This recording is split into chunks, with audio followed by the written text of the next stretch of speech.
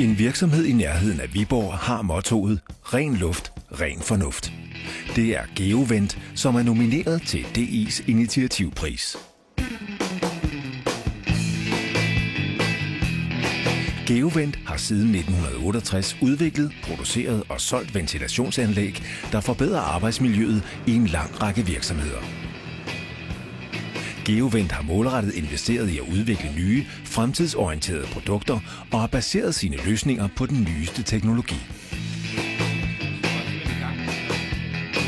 Geovents produkter giver en effektiv og miljørigtig luftbehandling og nedsætter samtidig energiforbruget med op til 80% i forhold til almindelige løsninger inden for luftbehandling.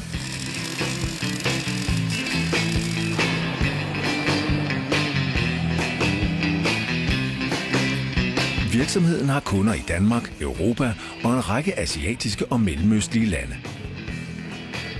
Virksomheden formår at komme ind på nye markeder. Og det kan de, fordi deres produkter er attraktive og adskiller sig positivt fra konkurrenterne.